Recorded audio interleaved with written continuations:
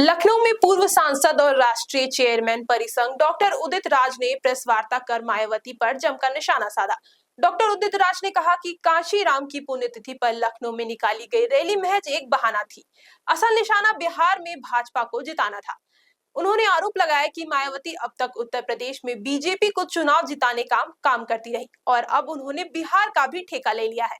उदित राज ने सवाल उठाया कि मायावती बीजेपी से अच्छे संबंध रखने के बावजूद जेल में बंद उमर खालिद, शर्जील इमाम और गुलफिशा फातिमा की जमानत पर एक शब्द क्यों नहीं बोलती। उन्होंने कहा कि अगर बीजेपी की सरकार न होती तो कोई मुख्य न्यायाधीश गवई पर जूता फेंकने की हिम्मत भी नहीं कर सकता था।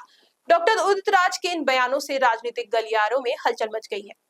और ये सारे मुद्दे, चाहे सीजीआई का मुद्दा हो, चाहे 11 लाख की जो नौकरियां यहाँ पर है परमानेंट होना हो, चाहे हरिओम वाल्मीकि का हो, चाहे दलित उत्पीड़न जो उत्तर प्रदेश में बहुत बढ़ रहा है, उसमें उसको दिल्ली की रामलीला मैदान में राष्ट्रीय रैली के माध्यम से हम सवाल पूछेंगे और हम राहुल गांधी जी को भी आमंत्रित इसमें करने जा रहे हैं। धन्यवाद।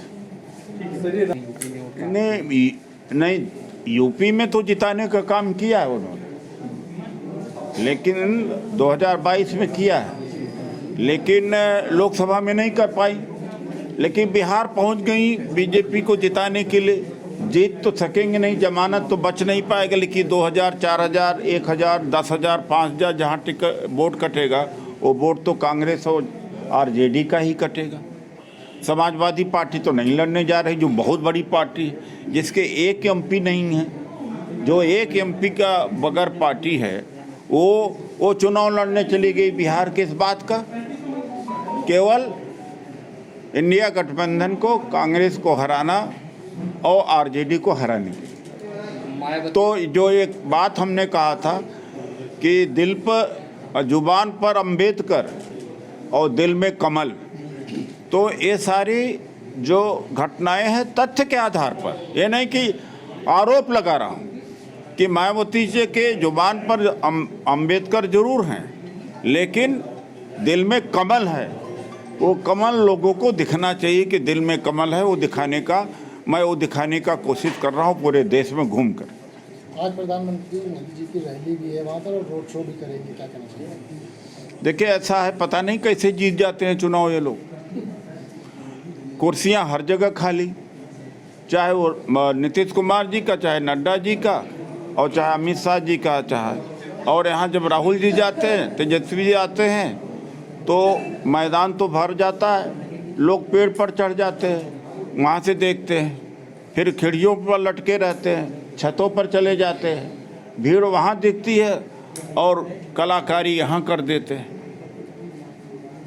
तो ये जो भीड़ है वो वोट में क्यों तब्दील नहीं हो रही? ये कहने की बात है, ये नैरेटिव बिल्डअप किया है कि भीड़ है तो वोट पे तमत, वो चोरी होती है, वोट की चोरी होती है। SIR पे क्या कहना चाहेंगे? SIR के विरोध।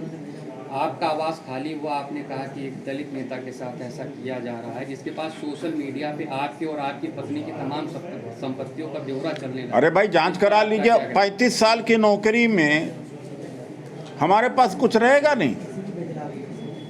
हमारी वाइफ को 1.25 लाख रुपया तो उनको पेंशन मिलता है। 35 साल के नौकरी में भिखारी रहूंगा? अजीब सवाल है भाई। वो तो इलेक्शन कमीशन में हमने डिक्लेयर किया है।